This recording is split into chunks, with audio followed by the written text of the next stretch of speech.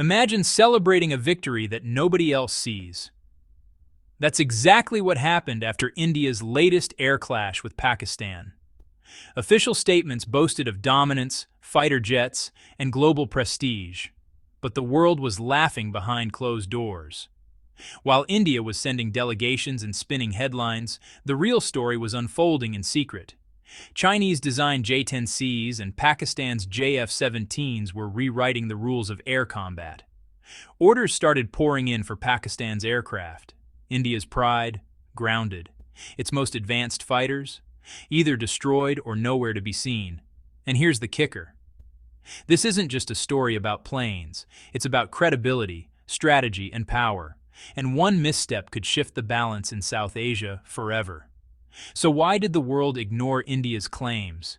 And who really won the skies? India rushed to show strength after the conflict. Delegations were sent to dozens of countries, press conferences, press releases, global proclamations of victory. The reaction? Mixed at best. Many nations barely entertained the Indian delegations. Japan, a country India pinned hopes on, gave them a 15-minute audience, and nothing more. The rest of the world? Skeptical.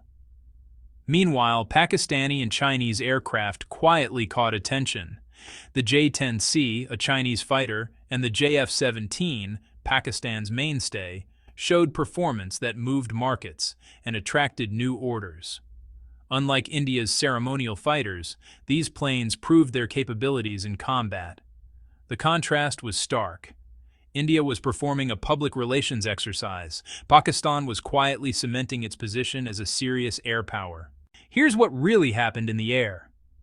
The J-10C shot down 5 Indian aircraft. The JF-17 downed 1 plane and destroyed an S-400 air defense system. The reports were detailed, technical, and credible, gaining attention from global defense analysts.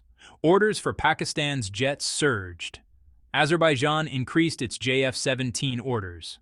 Pakistan secured accelerated delivery of its next-generation fighters at significant discounts. Every move strengthened Pakistan's defense industry and brought in valuable foreign exchange.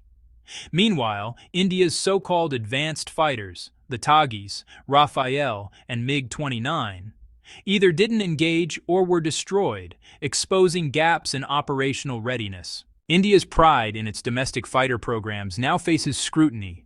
The most advanced aircraft in India's arsenal remain dependent on imported engines, radars, and fire control systems.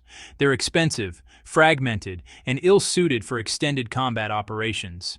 The paper tiger label is no longer hyperbole. India's diverse imported weaponry struggles to form an integrated combat system. Every loss comes with high logistical costs and irreplaceable components. Meanwhile, Pakistan's combination of Chinese design, Russian engines, and domestic assembly has created a system that is cost-effective, reliable, and exportable.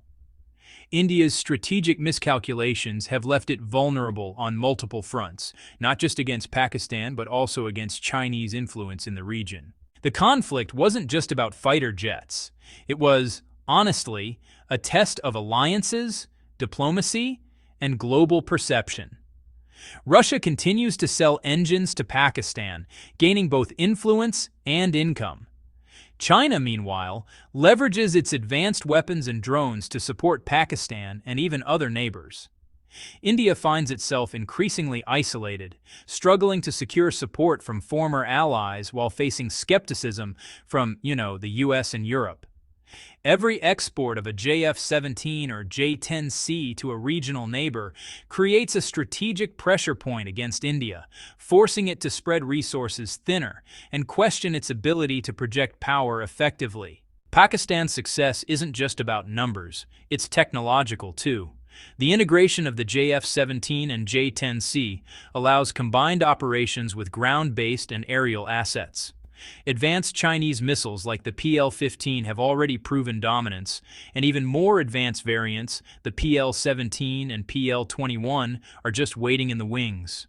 Drones, robotic systems, and electronic warfare capabilities give Pakistan and China a multidimensional edge, really challenging India's conventional air superiority.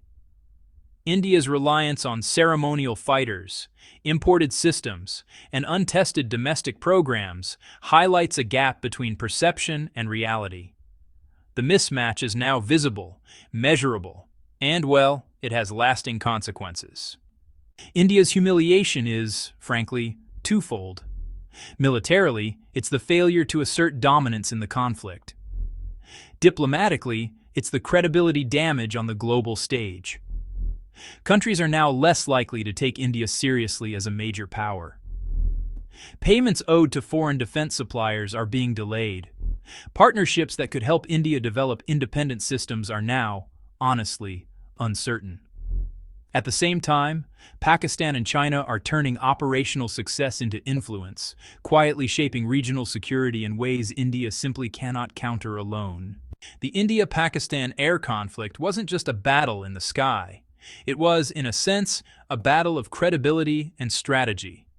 One side celebrated publicly, while the other quietly secured real gains. The takeaway is clear. Military victories aren't measured in speeches, parades, or headlines. They're measured in capabilities, credibility, and influence. And in this conflict, the world now knows who really controls the skies: